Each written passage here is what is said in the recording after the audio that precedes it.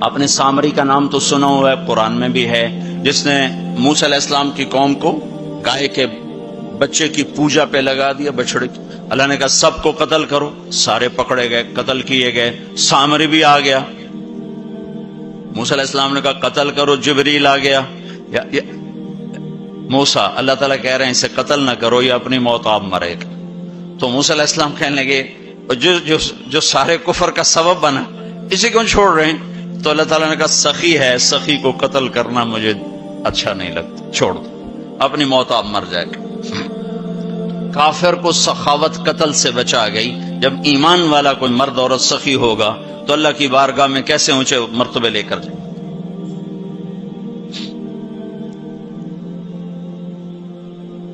تو اپنے اوپر خرچ کرو وسعت کے مطابق، اللہ نے روکا نہیں ہے، منع نہیں کیا ہے، منع نہیں کیا ہے، لیکن غریب کو بھی یاد کرو۔ زکوٰۃ کو فرض قرار دیا، اور آپ نے فرمایا جس نے مزدور سے کام لیا اور اس کو مزدوری نہ دی، یہ تمہارے کراچی میں ہر وقت ہو رہا ہے، ہر جگہ ہو رہا ہے، جتنا بڑا کوئی طاقتور ہے اتنا وہ اپنے نوکروں پر ظالم بھی ہے، جابر بھی ہے، اور ان کے حقوق بھی مارتا ہے، چونکہ فریاد ہی نہیں کر سکتا۔ میرا پنجاب کا زمیندارہ ماحول سارا ایسا ہی۔ تو آپ نے فرمایا جس نے مزدور سے کام لیا اور اسے موقع پہ تنخواہ نہ دی اور اس کے پیسے مار لیے، تو اس مزدور کا قیامت کے دن میں وکیل بنوں گا، میں اس کا کیس لڑوں گا، اور جس کا کیس میرے نبی نے لے لیا پھر اگلا کوئی بچ کے جا سکتا ہے کہیں؟ اب مزدور کا پسینہ خشک ہونے سے پہلے اس کے ہاتھ میں پیسے پکڑا دو۔ پھر مزدور سے فرمایا، یہ دونوں طرف کا خوبصورت، کیا دین خوبصورت ہے، کہ جو اپنے نوکر کی، جو اپنے مالک کی نوکری بھی پوری دیانتداری سے کرے اور اللہ کی بندگی بھی دیانتداری سے کرے، تو اسے ہر کام پہ دگنا اجر ملے گا، دگنا۔ یعنی میں ایک نماز پڑھتا ہوں، میری 10 ہیں، اس کی 20 ہوں گی۔ میں ایک روزہ رکھتا ہوں، میرا 1 ہے، اس کے 2 ہوں گے۔ میں ایک قرآن ختم کرتا ہوں، میرا 1 ہے، اس کے 2 ہوں گے۔ ایک طرف اپنے مالک کے ساتھ دیانتداری سے نوکری کر رہا ہے، اور ایک طرف اپنے اللہ کے ساتھ دیانتداری سے بندگی کر رہا ہے، دگنا اجر ہو جائے گا۔ تو مال خرچ کرنا یہ تیسری بنیاد۔ چوتھی بنیاد ہے روزہ۔ لا الہ الا اللہ یہ کلمہ تعارف ہے، کلمہ معرفت ہے۔ نماز اس تعارف کو محبت میں بدلنے کا ذریعہ ہے۔ زکوٰۃ، لا الہ الا اللہ یہ تعارف ہے۔ نماز یہ تعلق پیدا کرتی ہے، زکوٰۃ یہ محبت پیدا کرتی ہے، اور روزہ یہ عشق پیدا کرتا ہے۔ یہ یوں ترتیب چل رہی ہے ایسے سے۔ ایک دم حج پہ ہم چڑھ جاتے ہیں نا، یہ پچھلی سیڑھیاں طے نہیں کرتے، جیسے جاتے ہیں ویسے ہی واپس آ جاتے ہیں۔ تو لا الہ الا اللہ محمد رسول اللہ یہ تعارف کا کلمہ ہے، تعارف ہو رہا ہے، پہچان ہو رہی۔ جیسے میرا باپ کا ایک تعارف ہو رہا ہے، چہروں سے ہم پہچان رہے ہیں ایک دوسرے کو، کسی کو ہم نام سے پہچانیں گے، پھر ملتے رہیں گے تو تعلق بن جائے گا، ایک دوسرے پر خرچ کریں گے تو وہ محبت بن جائے گی۔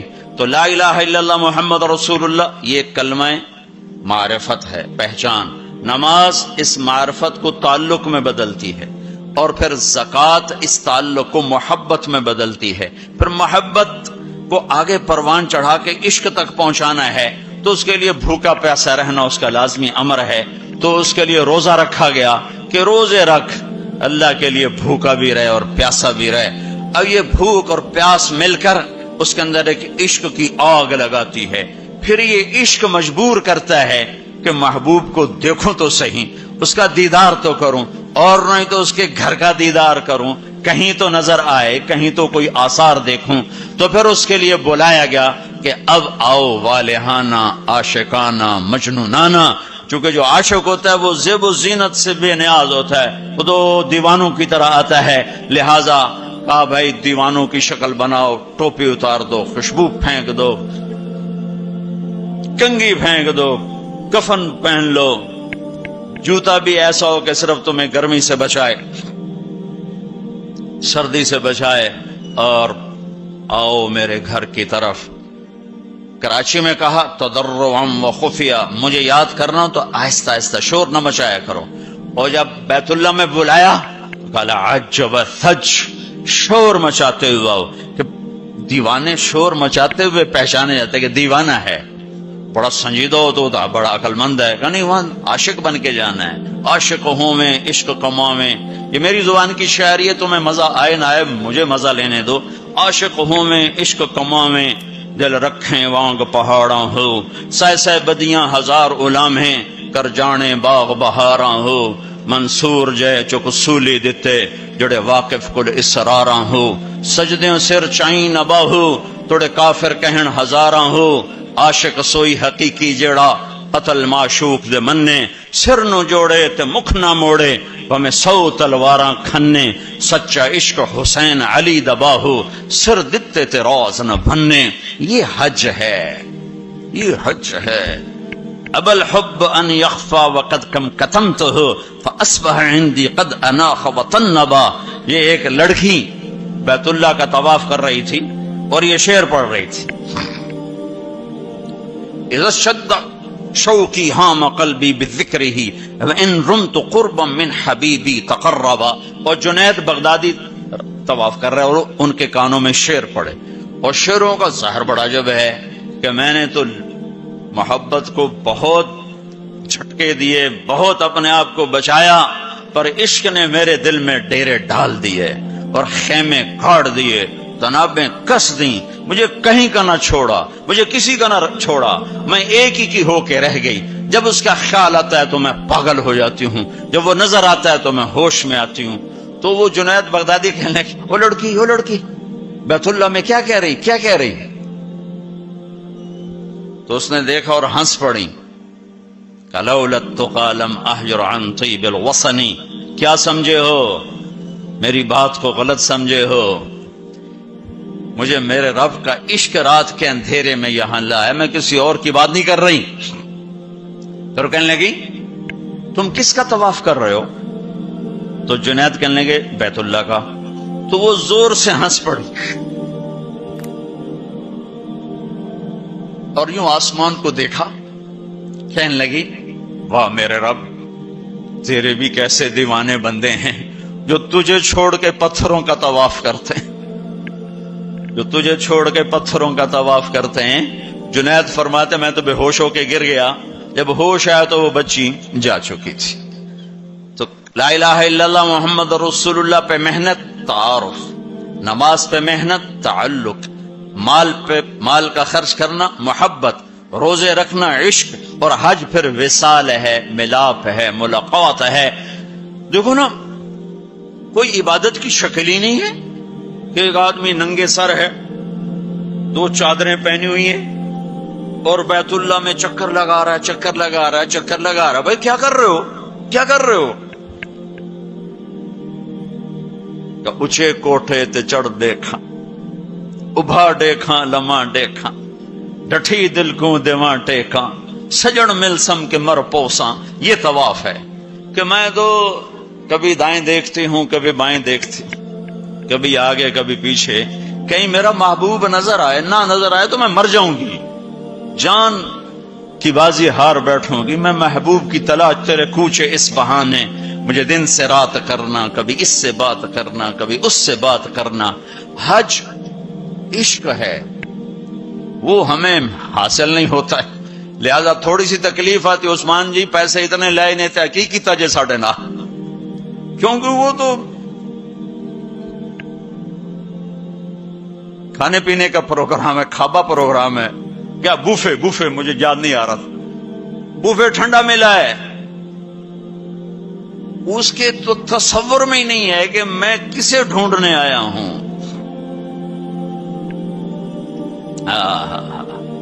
ایسا تو نہیں حسین بچوں سمیت نیزوں پہ چڑھ گئے تھے، ایک بول کے ساری نسل بچا سکتے. کون سی نسل؟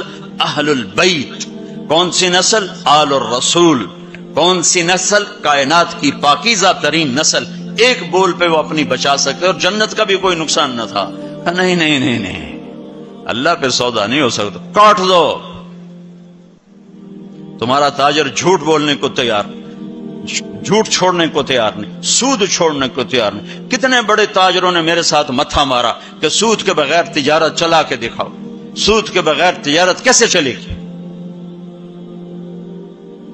کہ اللہ مطلب اللہ کو مقصود نہیں بنایا، اللہ کو ڈھونڈنا پانا اور اللہ کی طلب زندگی کا مقصد نہیں بنایا۔ یہی دھوکے کے گھر اور مچھر کے پر اور مکڑی کے جالے کی دوڑ ہے۔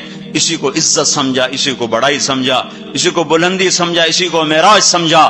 آج آنکھ بند ہوگی تو پتہ چلے گا کہ میں تو کسی بہت بڑے دھوکے کا شکار ہو کے آیا ہوں۔ اس لیے قیامت کا دن کو یوم التغابن بھی کہتے ہیں، تغابن کے نام پر سورت اتری ہے کہ اس دن لوگوں کو پتہ چلے گا ہائے ہائے دھوکے میں رہ گئے۔ ذالک یوم التغابن، یہ ہے جس دن دھوکا کھلے گا کہ ہم تو دھوکے میں رہ گئے۔ تو بھائیو بہنوں، حج کا اصل موضوع سمجھو، اللہ کو پانا اور اللہ کے لیے جینا اور اللہ کے لیے مرنا اور اللہ پہ مٹ جانا، یہ حج کا مغز ہے، یہ حج کی روح ہے۔ باقی اس کے اعمال ہیں، کچھ سفر کی ضرورتیں ہیں، کچھ وہاں رہنے کی ضرورتیں ہیں، کچھ حج کے جو شرعی اعمال ہیں کچھ ان کی ضرورتیں ہیں، لیکن جو حج کی روح ہے وہ ہے اللہ کو ڈھونڈنا، قبلہ بدلنا، قبلہ یہ دل اللہ کو دینا۔ ایک صحابہ نے پوچھا یا رسول اللہ مل اسلام، یا رسول اللہ اسلام کیا ہے؟ آپ نے کہا ان تسلم قلبک للہ، دل اللہ کو دے دے یہ اسلام ہے، دل اللہ کو دے دے یہ اسلام ہے۔ تو بھائیو بہنوں طے کر کے جاؤ کہ زندگی کو بدل کے واپس آنا۔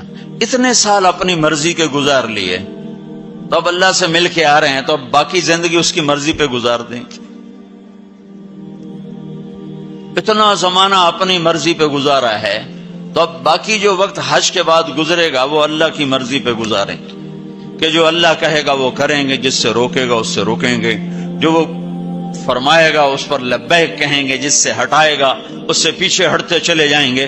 تو ہمیں اس کی روح حاصل ہو گئی۔ یہ عبادات ہیں، اور عبادات میں یہ سب سے عالی شان اللہ نے عبادت بنائی ہے الحج۔ اور ایک اور میں نے غور کیا، اللہ تعالیٰ نے نماز فرض کی تو فرمایا کہ ان الصلاۃ علی المؤمنین کتابا موقوتا، نماز ایمان والوں پر فرض ہے، اس میں اللہ کا نام کوئی نہیں ہے۔ کتب علیکم الصیام کما کتب علی الذین من قبلکم، تم پہ روزے فرض ہیں، اللہ کا نام اس میں کوئی نہیں ہے۔ من شہد منکم الشہر فلیصم، رمضان کا چاند دیکھو تو روزہ رکھو، اس میں اللہ کا نام کوئی نہیں ہے۔ لیکن جب اللہ نے حج کو فرض کیا تو اب میں وہ آیات دوبارہ پڑھ، ان الصلاۃ کانت علی المؤمنین کتابا موقوتا، نماز فرض۔ کتب علیکم الصیام کما کتب علی الذین من قبلکم، روزہ فرض۔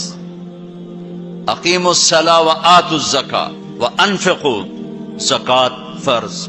اور جب اللہ تعالیٰ حج فرض فرمانے لگے تو اس کو یوں پیش کرتے، کتب علیکم الحج، تم پہ حج فرض ہو گیا، یہ نہیں۔ وللہ علی الناس حج البیت من استطاع الیہ سبیلا ومن کفر فإن اللہ غنی عن العالمین۔ جس طرح اللہ نے حج کو پیش کیا ہے، کسی عمل کو ایسے پیش نہیں کیا۔ جس طرح اللہ پاک نے حج کو فرض بنا کے پیش کیا ہے، کسی فرض کو ایسے پیش نہیں کیا کہ نام ہی اپنا ہے، وللہ وللہ وللہ۔ اور یہ جو لام ہے، پہلے لام پھر اللہ، تو بن گیا للہ۔ تو لام کے یہاں دو مطلب ہیں، للہ، بھائی حج کیوں کر رہے ہو؟ اللہ کے لیے کر رہا ہوں، اور کوئی حاجی تو نہیں کروانا، اللہ کے لیے کر رہا ہوں۔ وللہ، بھائی کدھر جا رہے ہو؟ احرام باندھا ہوا ہے، پتہ ہے حج پہ جا رہے ہیں، وہ بھی کہے گا حج پہ جا رہا ہوں، یہ کہے گا عمرے پہ جا رہا ہوں، لیکن اللہ نے تاثر کیا دیا ہے لام کے ذریعے سے، وللہ۔ کہاں جا رہے ہو؟ کہا جی میں اللہ کی ملاقات پہ جا رہا، اللہ نے بلایا ہے تو میں ملاقات کے لیے جا رہا ہوں. وللہ، اتنی خوبصورت ابتدا ہے. اور پھر آگے حج فرض کرنا ہے ایمان والوں پر، اور ایمان والوں میں مالداروں پر، اور مالداروں میں صحت مند پر. 3 شرطیں ہیں، ایمان بھی شرط ہے، مال بھی شرط ہے، صحت بھی شرط ہے. مال والا ہے، صحت کوئی نہیں، حج ساقط. ایمان والا ہے، مال کوئی نہیں، حج معاف. تو یہ 3، ایمان بھی ہو، مال بھی ہو، صحت بھی ہو. لیکن اللہ نے پیش کیسے کیا ہے؟ وَلِلَّهِ عَلَى النَّاسِ. عَلَى النَّاسِ میں کافر، مسلم، مشرک، مومن، سب، مالدار، غریب، فقیر، امیر، سب، بیمار، صحت مند، سارے، معذور، دوسرے، سارے. عَلَى النَّاسِ، عَلَى النَّاسِ. ہے کوئی میرے بندوں میں جو اپنے رب سے ملاقات چاہتا ہو؟ ہے کوئی جو اللہ کی ملاقات چاہتا ہو؟ انداز یہ ہے. اور آگے چونکہ صرف مالداروں کو اور صحت مند کو لینا ہے تو کہا حج البیت من استطاع الیہ السبیلا. اس کو آخر میں لائے، پہلے نہیں لائے، آخر میں لائے کہ ہاں بھائی تمہارے رب کی تمنا تو یہ ہے کہ سارے ہی آ جاؤ میری ملاقات کی. ایک واحد بادشاہ ہے جو فقیروں کا ہجوم دیکھ کے خوش ہوتا، جو سوالیوں کا ہجوم دیکھ کے خوش ہوتا ہے. باقی جتنے ہیں وہ سوالیوں کو دیکھ کے ڈانٹتے بھی ہیں، بھاگتے بھی ہیں، دروازے بھی بند کرتے. ایک اللہ ہے، عجب صفت ہے. مانگو تو خوش ہوتا ہے، نہ مانگو تو ناراض ہو جاتا ہے. مانگتے کیوں نہیں؟ سب سے آخری جنتی کو اللہ تعالیٰ بڑے مزے سے نکالے گا جنت. اسے ایک اعلیٰ درجہ دینا ہے جو اس کا سٹیٹس ہے، اس سب سے آخری جنت. تو اس کو اللہ تعالیٰ جہنم پر لائے گا، پیچھے کمر جلے گی، آگے جسم محفوظ. تو اس کے دل میں اللہ سوال پیدا کرے گا، یا اللہ کہ مجھے جہنم سے تھوڑا باہر نکال دے، تیری بڑی مہربانی. تو اللہ کہے گا اور کچھ پھر مانگو گے؟ کہنے بالکل نہیں مانگتا ہوں. تو اللہ اس کو جہنم سے باہر نکال دے. تو آگے تھوڑی سی جنت دکھا دے. اب آدمی کی حرص و حوث تو ختم ہو نہیں سکتی.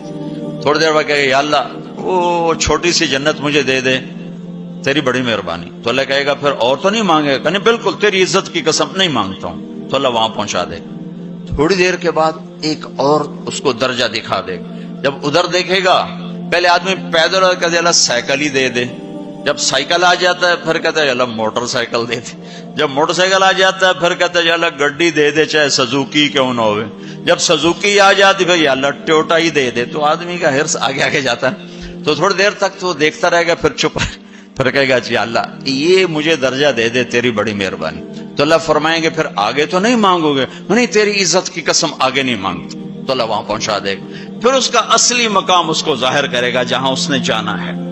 وہ آخری جنتی، میرے نبی نے فرمایا میں آنکھوں سے دیکھ رہا ہوں، جہنم سے نکل رہا ہے اور جنت میں جا رہا ہے. اس کا نام ہوگا جوہینہ. میرے نبی نے بتایا اس کا قبیلہ ہوگا جوہینہ، عرب قبیلہ ہے، عرب. اور جب وہ اس کو، وہ آخری جنتی، اس کو اس دنیا سے 10 گنا بڑی جنت اللہ عطا فرمائے گا، اس زمین سے 10 گنا بڑی. تو اللہ یوں دکھائے گا. تو اب وہ اس کو دیکھے گا تو اب جو نظر آ رہا ہے وہ حقیر ہو جائے گا. تو پھر اس کو سوچ آئے گی جو ہن منگے آتا کہ نہیں ریورس گیئر نہ لگ جائے، دوبارہ پیچھے دوزخ کی واپسی نہ ہو جائے. تو لہذا چپ، اندر میں ابال اٹھ رہے ہیں کہ مانگوں، اور ڈر لگ رہا ہے کہ اتنی دفعہ قسمیں کھائیں توڑ دیں، قسمیں کھائیں توڑ دیں. تو کہیں اللہ تعالیٰ آگے چل بہنوں واپس کر دو. تو لہذا چپ کر کے بیٹھو. اللہ تو اندر کا بھید جانتا ہے. ہائے ہائے. تھوڑی دیر کے بعد اللہ کہے گا مانگتے کیوں نہیں، مانگتے کیوں نہیں؟ کہے گا یا اللہ سألتک حتی استحییت وحلفت فیک حتی استحییت. یا اللہ میں نے اتنا مانگا کہ اب مانگتے شرم آتی ہے، اور اتنی دفعہ قسمیں توڑی ہیں کہ اب قسم توڑتے ہوئے شرم آتی ہے. تو اللہ تعالیٰ فرمائیں گے واہ واہ، تو نے مجھے لگتا ہے سمجھائی نہیں. اچھا اگر میں تمہیں دنیا سے 10 گنا بڑی جنت دے دوں تو راضی ہے؟ تو کہے گا یا اللہ رب ہو کے مذاق تو نہ کر میرے ساتھ. تو اللہ تعالیٰ فرمائے کہ مذاق نہیں کر رہا ہوں، چل تیرے لیے دروازے کھل گئے ہیں۔ تو اللہ واحد شہنشاہ ہے، مانگو تو خوش ہوتا، نہ مانگو تو ناراض ہوتا، اور جتنا مانگو اتنا خوش ہوتا۔ بعض لوگ اشکال کرتے ہیں کہ یہ اتنے نیک آدمی ہیں، یہ دعائیں مانگ مانگ کے تھک گئے، ان کی قبول ہی نہیں ہو رہی، اور یہ فلاں آدمی ایسا ہے کہ وہ ایک کام سیدھا نہیں، دعا کرتا ہے قبول ہو جاتی۔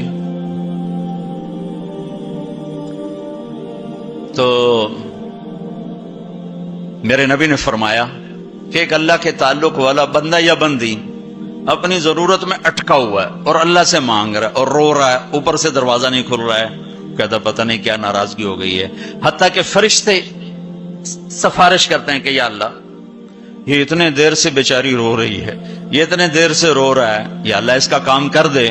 تو اللہ تعالیٰ فرماتے احب ان اسمع حنینہ، مجھے اس کا رونا بڑا پیارا لگ رہا ہے، میں چاہتا ہوں کچھ اور رو لے، دے دیا تو پھر کیا رونا، لہذا میں چاہتا ہوں تھوڑا یہ رو لے، اس لیے لیٹ ہو رہا ہے، اس لیے لیٹ نہیں ہو رہا کہ میں ناراض ہوں۔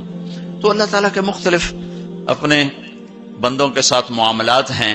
تو حج میرے بھائیو بہنوں، وَلِلَّهِ عَلَى النَّاسِ حِجُّ الْبَيْتِ مَنِ اسْتَطَاعَ إِلَيْهِ سَبِيلًا، آؤ بھائی آؤ، اپنے رب کی ملاقات کے لیے آؤ، سارے آؤ، ایمان لے کر آؤ، کافر کلمہ پڑھ لو اور کلمے والے تیاری کر لو، پھر آگے نرمی کر دی، اچھا بھائی جو آ سکتا ہے وہ تو ضرور آئے۔ اس پیشکش میں اتنی محبت تھی کہ سننے والے کو یہ شک پڑ سکتا تھا کہ لگتا ہے اللہ کو ہمارے حج کی ضرورت پڑ گئی ہے، تو پھر ومن کفر، نہیں آؤ گے نا، یہاں کفر سے مراد کافر ہونا نہیں، ومن کفر، جو حج پہ نہیں آتا فإن اللہ لغنی عن العالمین، تو مجھے صرف تمہاری نہیں، مجھے تو کل کائنات کی پرواہ کوئی نہیں، تم نہیں آؤ گے تو کیا ہو جائے گا۔ تو آخر میں اپنی ذات کو صاف کیا ہے اور شروع میں اپنی محبت کا اظہار کیا ہے۔ تو بھائیو بہنوں، یہ نیت کر کے جاؤ کہ واپس والی زندگی وہ نہیں ہوگی جو پہلے تھی، وہ نہیں ہوگی جو پہلے تھی۔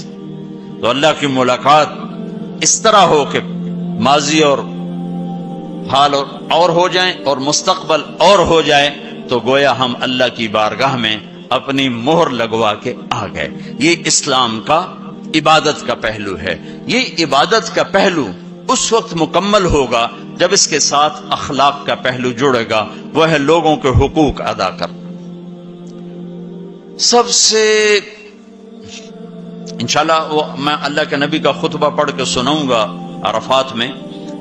3 دن آپ نے تقریر فرمائی، تینوں دن ایک ہی جگہ سے بیان شروع کیا، لوگوں تمہاری عزتیں، تمہارے جان، تمہارے مال ایک دوسرے کے لیے حرام ہو گئے، کسی کی عزت پہ، کسی کے مال پہ، کسی کی جان پہ ہاتھ نہ ڈالنا۔ اور آخری جملہ ہے لا ترجعوا بعدی کفارا یضرب بعضکم رقاب بعض، دیکھو میرے بعد کافر نہ ہو جانا کہ ایک دوسرے کے گلے کاٹتے پھر رہے ہو، ایک دوسرے کے گلے کاٹتے پھرنا گویا میرے نبی کی نظر میں کافر ہو جانا ہے۔ یہ آخری جملہ تھا۔ اور پھر ایک اور آخر لا تسودوا وجہی یوم القیامہ، دیکھو مجھے قیامت کا دن تمہاری وجہ سے شرمندہ نہ ہونا پڑے، مجھے شرمندہ ہونے سے بچانا۔ یہ آپ کے خطبات کے آخری الفاظ ہیں۔ تو ایک تو اس کی تفصیل حج کیسے کر رہا ہوں، وہ کتابیں موجود ہیں، سارے کو چھوٹے چھوٹے پمفلٹ موجود ہیں، آپ آسانی سے اس کو فالو کر سکتے ہیں۔ اور اگر اس میں کوئی اونچ نیچ ہو جاتی ہے تو مینا بکروں سے بھرا پڑا، 1 بکرا دے دو، 2 دے دو، 4 دے دو، 5 دے دو، جتنے مرضی دے دو، وہ ہو جائے گا۔ تو جب تم اتنے پیسے خرچ کر کے جا رہے ہو تو میرے نبی سے پوچھا گیا یا رسول اللہ سب سے بہترین حج کیا ہے؟ الحج والثج، سب سے بہترین حج ہے لبیک کہنا زور زور سے اور قربانی کرنا اپنی وسعت کے حساب سے، خون بہانا یعنی قربانی کرنا۔ ہمارے نبی اگر اپنی طرف سے قربانی کرتے تو 1 بکرا ذبح کر دیتے، 1 دمبا ذبح کر دیتے، 1 مینڈا چھترا۔ ساری زندگی ہمارے نبی عید قربان پر 2 قربانیاں کرتے تھے، 2 چھترے، 1 اپنی طرف سے کرتے تھے اور 1 امت کی طرف سے کرتے تھے، ساری 2۔ لیکن جب آپ نے حج کیا تو آپ نے کتنی قربانیاں فرمائیں؟ آپ کی عمر مبارک 63 سال تھی، تو آپ اور حضرت علی کے اونٹ مشترکہ مل کر 100 تھے، 100۔ تو وہ 100 اونٹ میں سے آپ نے 63 اونٹ الگ کروا لیا، ہر سال کا ایک اونٹ، اور ایک اونٹ میں 7 قربانیاں ہوتی ہیں، ایک میں 7 ہوتی ہیں۔ پھر ان میں سے 5 کو الگ کیا، 5 میں سے ایک کو سامنے لایا گیا اور اس کو کھڑا کر کے آپ نے ذبح کیا، کھڑا کر اس کے یہاں یوں برچھا مارا یوں۔ تو یہاں تو جانور ہو، بکرا ہو، اونٹ ہو، جب اس کو برچھا لگتا ہے تو وہ شور مچاتا ہے، کرتا ہے، لیکن جب وہ اس اونٹ کو لگا نبی کے ہاتھ سے برچھا تو اس کی خوشی سے ہائے نکلی، اور پیچھے جو اونٹ کھڑے تھے ان میں جنگ شروع ہو گئی، ہر اونٹ رسی توڑ کے آگے بڑھ کے ذبح ہونے کی کوشش کر رہا تھا کہ کہیں میں پیچھے نہ رہ جاؤں، میں پہلے ذبح ہو جاؤں، میں پہلے ذبح نہ شود نصیب دشمن کہ شود ہلا کے تیغت سر دوستاں سلامت کے تو خنجر آزمائی، ہم آہوان صحرا سر خود نہاد برکف با امید آن کے روزے بشکار خواہی آمد، کہ آج سارے جنگل کے ہرنوں کو انتظار ہے کہ آج ہمارا محبوب شکار کرنے آ رہا ہے، تو ہر ہرن گردن جھکا کے کھڑا ہے کہ میں ذبح ہو جاؤں، میں ذبح ہو جاؤں، میں ذبح ہو جاؤں۔ تو یہ شعر میرے نبی پہ فٹ آتا ہے کہ سارے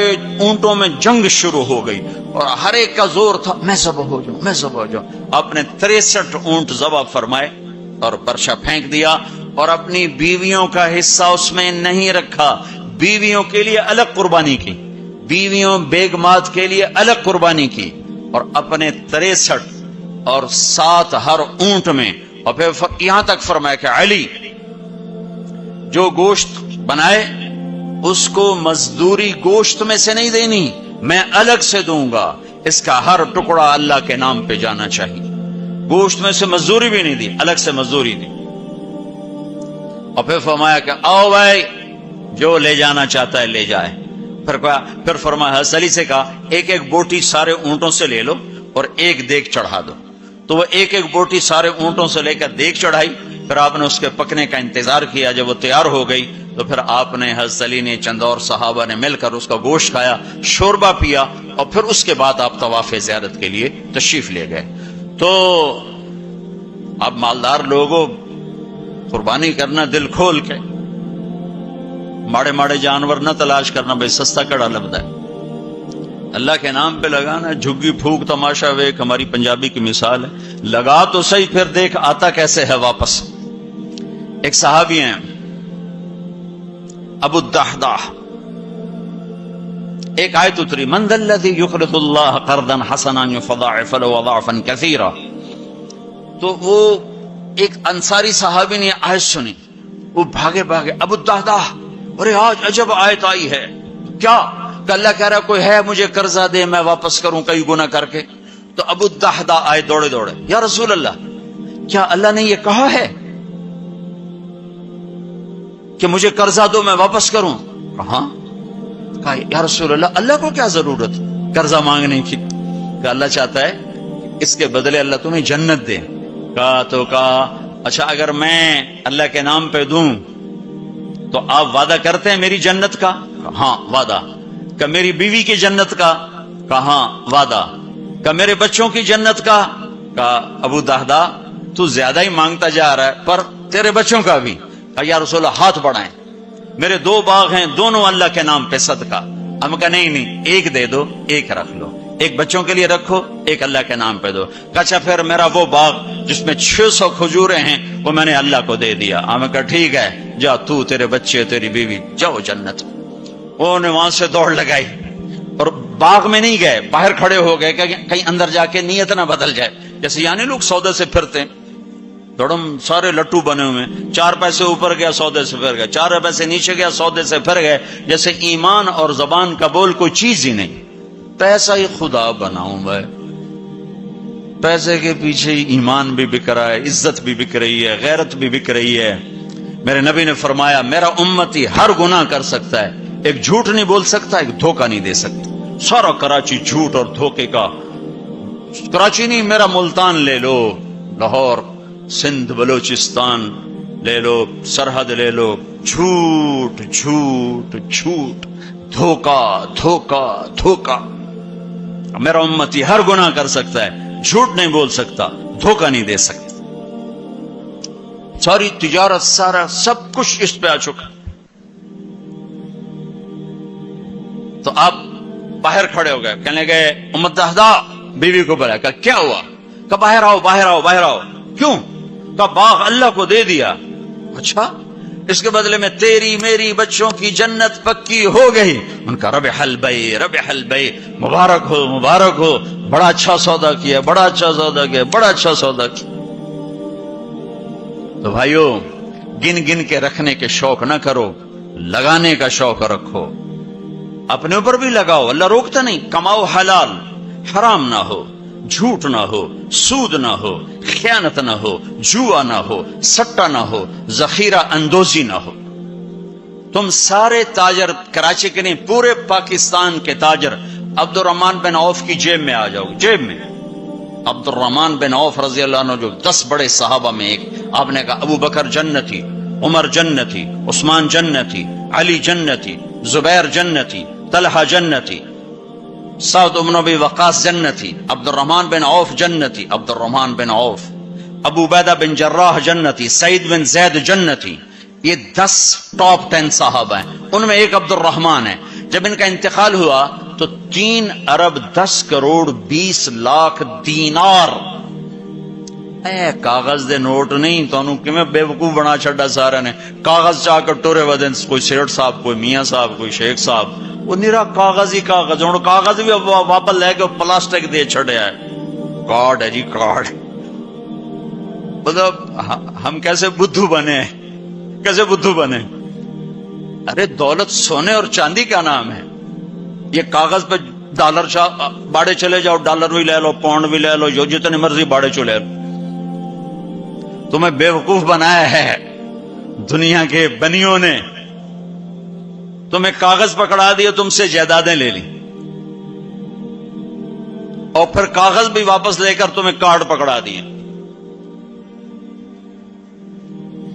وہ فن لینڈ سے واپسی ہو رہی تھی تو وہ ہمیں بڑا کمرہ چاہیے تھا. وہ کمرہ چھوٹا تھا، وہ کروز تھا، یہ جو بڑے بڑے بحری جہاز چلتے، تو ہمیں کمرہ چھوٹا ملا. تو میں نے کہا یار کوئی بڑا کمرہ، تو ہماری جماعت بڑی ہے، تو کوئی بیٹھنے کی ہو، کوئی سونے کی ہو. تو ہم وہاں گئے کاؤنٹر پر، تو اس نے کہا جی آپ 2500 کراؤن دے دیں تو ہم آپ کو کمرہ دے دیتے. ہم نے کہا لے لو. کہا نہیں ہم پیسے نہیں لیتے. کیا لیتے ہیں؟ کارڈ. وہ کہا بھائی پیسے تو زیادہ، ہم کہا نہیں کارڈ لیں گے. اب ہمارے تو پاس کارڈ نہیں تھے، تو سویڈن کا ایک ساتھی ہمارے ساتھ تھا، تو اس نے اپنا کارڈ دیا، تو انہوں نے وہ اس کو کراس کیا، تو اس کو انہوں نے ہمیں بڑا کمرہ دے دیا. تو تمہیں تو پاگل بنا گیا بنیا، دنیا کا سب سے بڑا بنیا. تمہیں کاغذ دے کے تمہیں سیٹ صاحب بنا دیا، شیخ صاحب بنا دیا، پتہ نہیں کیا کچھ بنا دی. اور عبد الرحمن جو چھوڑ کے مر رہے ہیں وہ کاغذ نہیں، کاغذ نہیں، 3 ارب 10 کروڑ 20 لاکھ دینار. ایک دینار 4.5 ماشے کا ہوتا تھا. اور ایک ماشا میں نے سنار سے پوچھا کتنے کا ہوتا ہے، انہوں نے کہا 5000 روپے کا ماشا چل رہا ہے. اب اس کو تم ضرب تقسیم کر کے دیکھ لو کہ عبد الرحمن کتنا چھوڑ کے دنیا سے تشریف لے گئے تھے. ہم نے کہا عبد الرحمن تاجر الرحمن. عبد الرحمن یہ رحمان کا تاجر ہے، رحمان کا تاجر ہے. اتنی بڑی تجارت کی کہ میری تجارت کے 4 اصول تھے. آپ میں تاجر بھی ہوں گے بڑے بڑے. میری تجارت کے 4 اصول رہے. کبھی ادھار نہیں خریدا، نمبر 1. تمہاری ساری مارکیٹ نکل گئی، اس پہلی شرط ہی ساری مارکیٹ آؤٹ ہو گئی. کبھی ادھار نہیں بیچا، جڑے 2-4 رہ گئے وہ بھی بچوں نکل گئے. کبھی ادھار نہیں خریدا، کبھی ادھار نہیں بیچا. جس نے ادھار خریدا بھی ہو اور ادھار بیچا بھی ہو، ان کا دی رات نیند آ سکتی. لین والے سر تے چڑھے ہوں، دیون والے لکے ہوئے ہیں، کدے جاوے؟ نہ بیوی اچھی لگے نہ بچے اچھے لگے. تو جس نے نقد خریدا نقد بیچا ہو تو آرام نال ستا بوجھے پیسے بوجھے چین کسی کو نہ لونا نہ دیونا. تو میں نے کبھی ادھار نہیں خریدا، میں نے کبھی ادھار نہیں بیچا، میں نے کبھی اسٹاک نہیں کیا، میں نے زندگی بھر کبھی اسٹاک نہیں کیا کہ پڑ جائے پروفٹ تو پھر بیچوں، جب پروفٹ ملا فوراً بیچ دیا۔ میں نے کبھی سودے کا عیب نہیں چھپایا، میں نے کبھی سودے کا عیب نہیں چھپایا۔ میرا ایک عزیز کہنے لگا جی مجھے یہ وہ کپڑا مارکیٹ فیصلہ آباد میں کسی تاجر سے میری بات کرا دے، میں ذرا کپڑے کا کام سیکھ لوں۔ میں نے ایک سے کہہ دیا، اس نے کہا جی بھیج دو۔ ہفتے بعد وہ بچہ واپس آیا، اس بچے کے 4 مہینے تبلیغ میں لگے ہوئے تھے۔ میں نے کہا واپس کیوں آ گئے ہیں؟ کہ جو تھے پہلا کام میں سکھائیں کہ عیب لکاونا کیویں، اور پہلے یہ سکھاتے ہیں کہ عیب چھپانا کیسے۔ میں نے کہا چنگا کی تھی واپس آ۔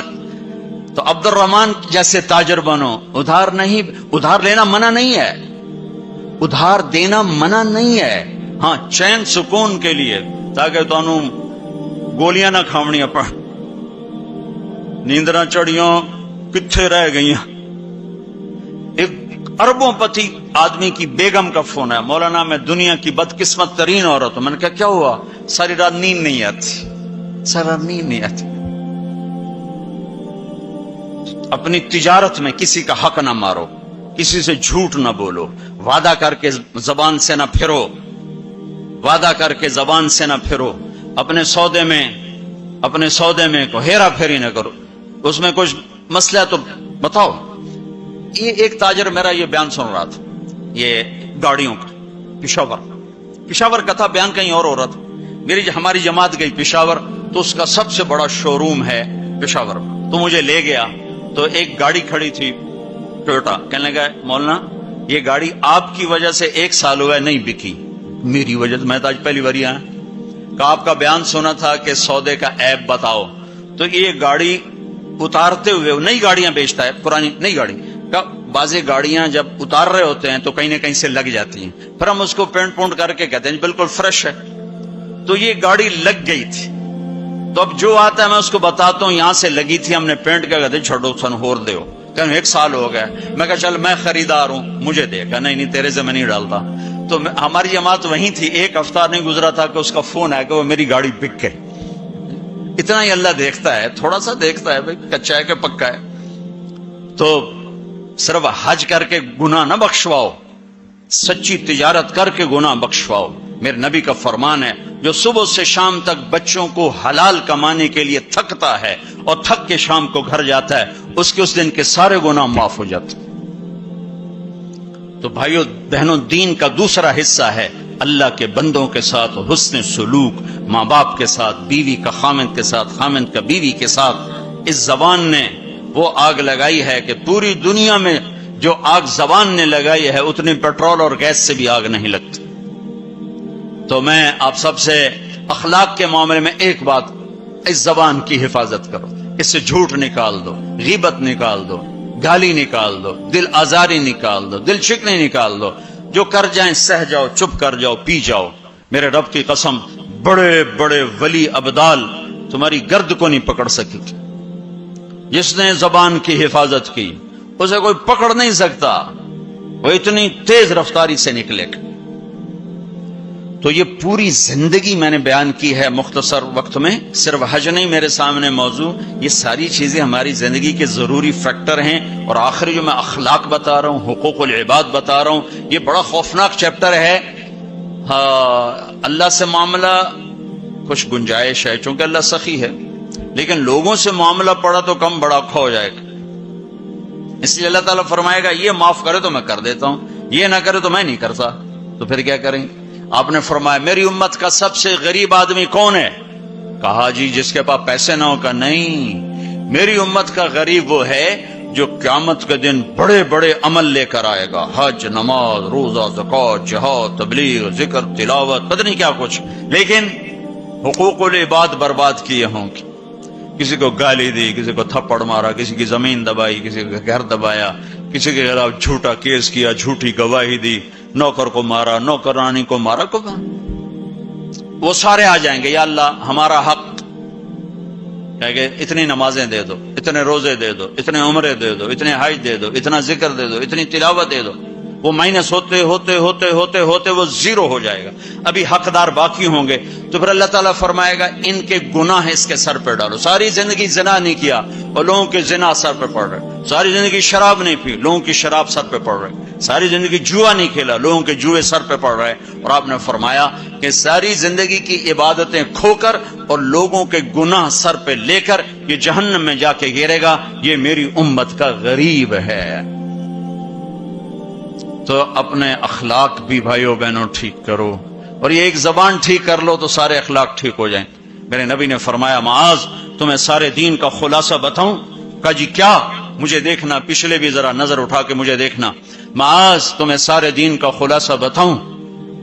نے کہا جی کیا؟ تو آپ نے کہا یہ تم بھی دیکھ لو بھائی.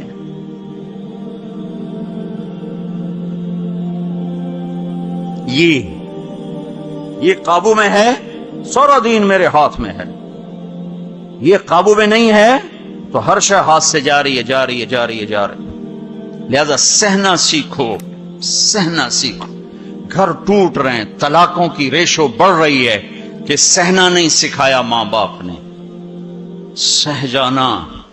ہیرا کوئلہ ہی تو ہوتا ہے، وہ ہیرا کیسے بن جاتا ہے؟ وہ سہتے سہتے سہتے سہتے جب حد کر دیتا ہے تو اللہ اسے ہیرا بنا کے ماتھے کا زیور بنا دیتا. تو سہنا سیکھو، برداشت کرنا سیکھو. اپنے بچوں کو سکھاؤ، خاص طور پر بیٹیوں کو سکھاؤ کہ ہمارا سسرال 100% ظالم معاشرہ ہے. میں بڑے درد سے یہ بات کہہ رہا ہوں کہ چاہے وہ دیندار لوگ ہیں چاہے دنیا دار لوگ ہیں، سسرال کا ظلم ایک عجب داستان. لوگ بھتہ خوری کو، ہاں بھتہ خوری ظلم ہے اور ڈاکہ ظلم ہے، قتل ظلم ہے، یہ جو ظاہری ظلم نظر آتے ہیں. ایک ظلم وہ ہے جو میں سنتا ہوں، جب کوئی آدمی دین میں شہرت کر لیتا تو پھر لوگوں اپنے مسائل، حضرت یہ ہو گیا کوئی بتا دیں، حضرت یہ ہو گیا کوئی بتا دیں. تو بچیوں کے آنسو اور ان کی ہچکیاں سن سن میرا تو کلیجہ ہی جل کے رہ گیا کہ جو سسرال میں ظلم ہو رہا ہے اسے کہاں سے تولوگے. ایک عورت جب ماں ہوتی ہے تو ایک سراپا رحمت ہوتی ہے، وہی عورت جب ساس بنتی ہے تو سر سے لے کر پاؤں تک وہ ایک آگ بن جاتی ہے، پتہ نہیں کیوں. تو اپنی بچیوں کو صبر سکھاؤ. یہ بھی سکھاؤ کہ بیٹی بس زبان بند رکھنا، سہ جانا. آہ نہ کر لبوں کو سی، عشق ہے دل لگی نہیں، سینے پہ تیر کھائے جا، آگے قدم بڑھائے جا. آگے بڑھنے کا راستہ ہے، زبان سی لو، لب سی لو، زبان تالو سے لگا لو اور لوگوں کے سہتے جاؤ سہتے جاؤ. میرے رب کی عزت کی قسم، عزتیں تمہارے غلام بن کر آئیں گی. اللہ کی رضا کا تاج تمہارے سر پہ سجایا جائے گا. عزت کے سہرے اللہ کا نبی تمہارے گلے میں ڈالے، تمہارے ماتھے کو روشن کیا جائے گا. سہنا سیکھو، سہنا سیکھو. بھائی بھائی سے ٹوٹا، میاں بیوی میں لڑائی، خاوند بیوی کی برداشت نہیں کرتا، بیوی خاوند کی برداشت نہیں کرتا، ماں باپ اولاد کی نہیں برداشت کرتا، اولاد ماں باپ کی نہیں برداشت کرتا. سہنا سیکھو. ہمارا سارا معاشرہ ایک میرے نبی کی سنت پہ عمل کر لے، برداشت کرنا، زندگی خوشحال ہو جائے گی، روشن ہو جائے گی. تو اللہ تعالیٰ آپ کا حج کا سفر قبول فرمائے. میں نے جو کہنا تھا کہہ دیا، پھر وہاں کچھ باقی باتیں یاد آئیں تو وہاں کہہ دوں گا. اور جب آپ حج سے واپس آ جائیں کچھ وقت تبلیغ میں ضرور لگائیں کہ یہ ایمان کو سیکھنے کی فرقہ واریت سے پاک ایک محنت ہمیں اللہ نے دی ہے، اور صدیوں کے بعد ایسا کام ملا ہے کہ جس سے لوگوں کو دین مل رہا ہے. اسپین میں جہاں میرا بیان تھا وہ ایک ہال تھا بہت بڑا، جس میں سارے دنیا سے علماء آتے ہیں یا کوئی سیاسی لوگ آتے ہیں، تو وہ وہاں ان کی تقریریں ہوتی ہیں. لہذا وہاں ایک سسٹم ہے کہ جو بھی اسپیکر بیان کرے گا آٹومیٹک اس کا بیان اسپینش میں ٹرانسلیٹ ہو کر پولیس کے پاس چلا جائے گا.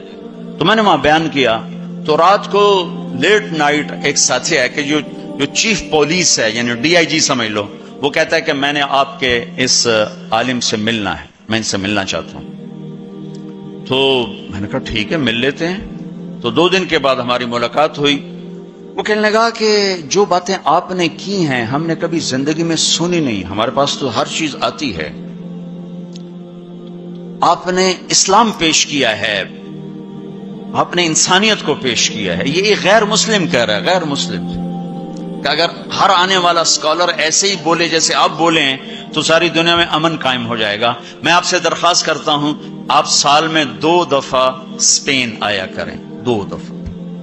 میں کہا بھائی ذمہ داراں دا بوجھ ویل ہوندا ہے، ایڈے میرے کو ٹکٹ فالتو کوئی نہیں. کیوں یہ تو تمہیں سنا رہا ہوں. میں نے کہا اچھا جی میں انشاءاللہ آیا کروں گا سال میں 2 دفعہ. تو آپ سال میں 2 دفعہ آئیں. آپ کی باتوں کی صرف مسلمانوں کو ضرورت نہیں ہے، ہماری قوم کو بھی ضرورت ہے جو باتیں آپ نے کی. تو میں نے کیا بیان کیا؟ اخلاق. یہ جو آپ سے بیان کر رہا ہوں، عبادات تو وہ سمجھتے نہیں، میں نے نماز کی بات کیوں نہیں کیا خبر، لیکن جب میں اخلاق کو بولا، ماں کے ساتھ کیا کرنا ہے، بیوی کے ساتھ کیا کرنا ہے، باپ کے ساتھ، بہن کے ساتھ، بھائیوں کے ساتھ، بچوں کے ساتھ، پڑوسیوں کے ساتھ، تو وہ ہل کے رہ گئے. پونا گھنٹہ میرے پاس بیٹھا ہے.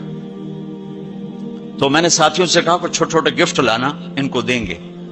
جب وہ مجلس ختم ہوئی تو میں نے وہ تھے یہ اپنا خوشبو تھی، تو میں نے کہا ہمارے نبی کی سنت تھی جب کوئی اہم لوگ آتے تھے تو آپ ان کو ہدیہ دیتے تھے، تو میں اپنے نبی کی سنت میں آپ کو یہ گفٹ کرتا ہوں. تو تینوں کھڑے ہو گئے، انہوں نے کھڑے ہو کر وہ مجھ سے وصول کیے. اور پھر جب وہ گئے تو مجھے میرے سامنے نہیں، دوسرے سے کہا کہ ہم اور بھی مسلم اسکالر سے ملے ہیں، ہمیں کسی نے اتنی عزت نہیں دی جتنی آپ کے اس ساتھی نے دی ہے. تبلیغ والوں نے ہمیں سکھایا کہ سب کو عزت